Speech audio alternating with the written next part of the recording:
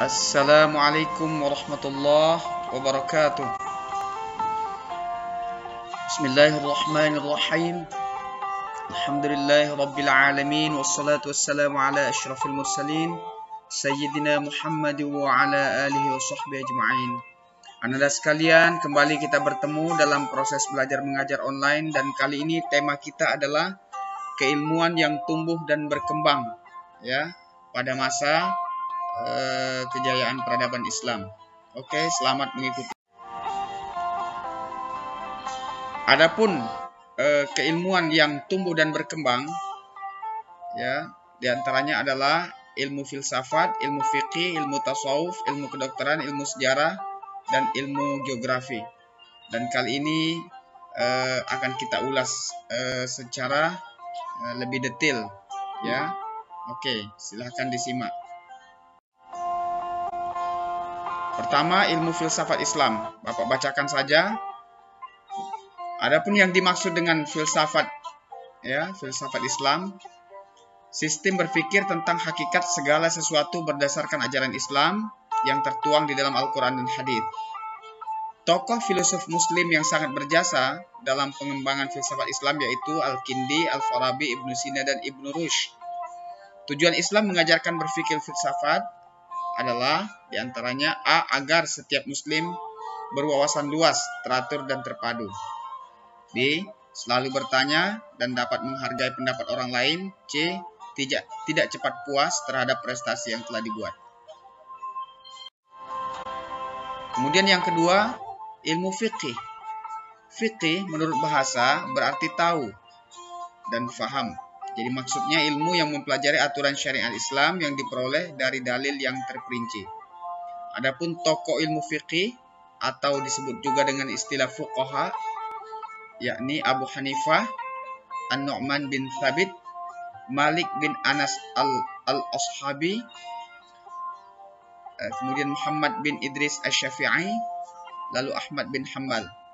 Manfaat ilmu fikih: A. Menuntun, membimbing, dan mengatur kehidupan manusia agar menjadi tertib dan teratur. B. Memudahkan manusia dalam menjalani kehidupan sehari-harinya. C. Tercapainya pribadi muslim yang baik, lalu menyebar ke keluarga, masyarakat, dan bangsa. Selanjutnya ilmu tasawuf. Adapun yang dimaksud dengan ilmu tasawuf adalah ilmu yang membahas tentang tata cara pencucian diri dari segala sifat tercela sehingga dapat berhubungan sedekat mungkin dengan Allah Subhanahu wa taala. Tokoh tasawuf antara lain Rabi'ah al-Adawiyah, Abu Yazid al-Bustami, Abdul Farid Zunnun al-Misri, Al-Hallaj, Imam al-Ghazali. Tokoh tarekat yang terkenal antara lain tarekat Qadiriyah didirikan oleh Syekh Abdul Qadir Jailani dan tarekat Naqsabandiyah oleh Bahauddin Naqsabandi dari Bukhara atau Asia Tengah. Bagi yang ingin menempuh tasawuf harus menempuh tahap-tahap tertentu yang dibimbing oleh mursyid atau guru tasawuf yaitu sebagai berikut. 1. Bertaubat. 2. Tazkiyatun nafs atau membersihkan hati dengan cara mengendalikan nafsu dan ego. Kemudian zuhud, menjauhi pengaruh dunia. Kemudian wara, menghindari dari yang haram atau syubhat. Kemudian sabar, tawakal, qanaah, dan ridha atas ketentuan Allah Subhanahu wa taala. Selanjutnya ilmu kedokteran. Ilmu kedokteran adalah ilmu yang membahas tata cara memelihara tubuh agar tetap sehat dan berfungsi dengan baik, serta tata cara penanggulangan, pencegahan sekaligus penyembuhan penyakit. Ajaran Islam tentang pemeliharaan tubuh: A. Selektif dalam makan dan minum, yakni hanya yang halal dan thayyib. Kemudian gunakan istirahat yang cukup. Manfaatkan waktu secara wajar, jangan membebani tubuh di luar batas. Kemudian melakukan olahraga secara teratur dan berimbang. Tokoh-tokoh kedokteran antara lain Ibnu An-Nafs dan Ibnu Al-Quf mendokumentasikan sirkulasi darah, menggambarkan ilmu urai tubuh, jantung, dan fungsi klep-klepnya. B. Ibnu Sina dan Ar-Razi penyusun kurikulum kedokteran. Abu Bakar Muhammad Zakaria Ar-Razi menulis risalah mengenai sistem pembuluh darah dan digambarkannya fungsi pembuluh darah dan klep-klepnya. Ibnu Zuhur menggambarkan sifat alami radang selaput dada. Kemudian Az-Zahrawi mendokumentasikan ilmu penyakit dari hidrosepalus, dan penyakit-penyakit sejak lahir. Selanjutnya ilmu sejarah. Pengertian ilmu sejarah adalah ilmu yang mempelajari tentang berbagai peristiwa masa lampau yang meliputi waktu, tempat, pelaku, sebab-sebabnya yang disusun secara sistematik. Tokoh-tokoh sejarah antara lain At-Tabari, Ibnu Qutaibah, dan Ibnu Khaldun. Kemudian ilmu geografi. Pengertian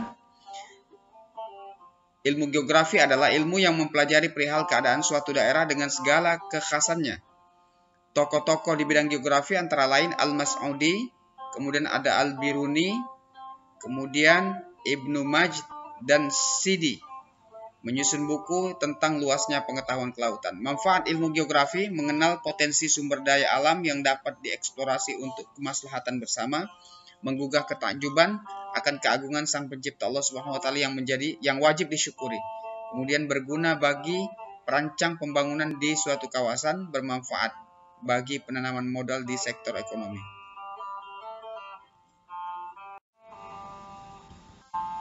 Selanjutnya ilmu kesenian, yaitu ungkapan jiwa yang paling dalam sehingga menimbulkan suasana yang menyenangkan dan mencerahkan. Manfaat seni: memberikan semangat dalam kehidupan, kemudian memberikan sentuhan dalam kepribadian.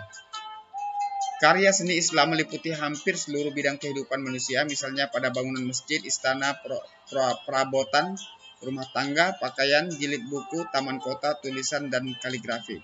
Contohnya Masjid Hagia Sophia di Istanbul, Istana Al-Hamra di Spanyol, Taj Mahal di India.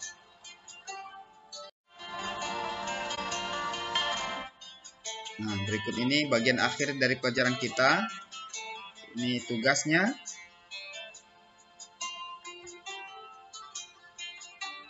Silakan Anda baca sendiri. Oke. Itulah materi kita kali ini, dan Bapak akhiri. Mohon maaf jika ada hal-hal yang kurang berkenan. Wassalamualaikum warahmatullahi wabarakatuh.